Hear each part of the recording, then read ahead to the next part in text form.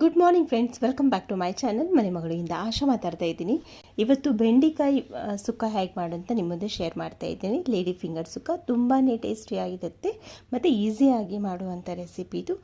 ಹೇಗೆ ಮಾಡೋಂತ ನೋಡೋಣ ಬನ್ನಿ. ಮೊದಲು ನಾನು ಒಂದು ಪ್ಯಾನ್ನಲ್ಲಿ ಎಣ್ಣೆ ಹಾಕ್ಕೊಳ್ತಾ ಇದ್ದೀನಿ.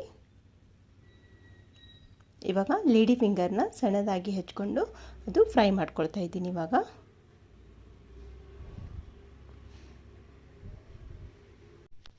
ಚೆನ್ನಾಗಿ ಹುರಿದಾದ್ಮೇಲೆ ಒಂದು ಪ್ಲೇಟ್ನಲ್ಲಿ ತೆಗೆದು ಇವಾಗ ಅದೇ ಪ್ಯಾನ್ನಲ್ಲಿ ಸ್ವಲ್ಪ ಎಣ್ಣೆ ಹಾಕಿ ಸಾಸಿವೆ,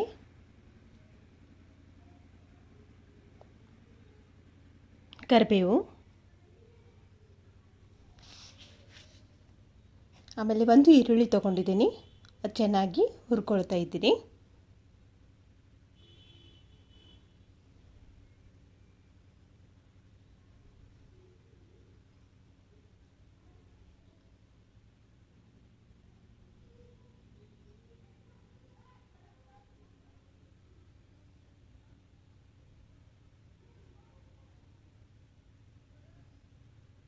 ನೆಕ್ಸ್ಟ್ ಇದಕ್ಕೆ ಅರಿಶಿನ, ರೆಡ್ ಚಿಲ್ಲಿ ಪೌಡ್ರ್ 1 ಸ್ಪೂನ್ ಹಾಕ್ಕೊಳ್ತಾ ಇದ್ದೀನಿ. ಕೊರಿಯಂಡರ್ ಪೌಡ್ರ್ 1 ಸ್ಪೂನ್ ಹಾಕಿ ಚೆನ್ನಾಗಿ ಮಿಕ್ಸ್ ಮಾಡ್ಕೊಳ್ತಾ ಇದ್ದೀನಿ. ಇವಾಗ ಒಂದು ಟೊಮೆಟೊ ತೊಗೊಂಡಿದ್ದೀನಿ, ಅದು ಕೂಡ ಅದರಲ್ಲಿ ಹಾಕ್ತಾ ಇದ್ದೀನಿ. ಇವಾಗ ರುಚಿಗೆ ತಕ್ಕಷ್ಟು ಉಪ್ಪು,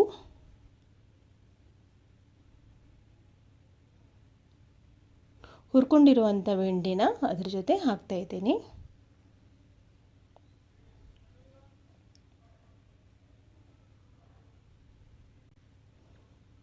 ಇವಾಗ ಸ್ವಲ್ಪ ನೀರು ಹಾಕಿ ಅದು ಚೆನ್ನಾಗಿ ಬೇಯಿಸ್ಕೊಳ್ತಾ ಇದ್ದೀನಿ.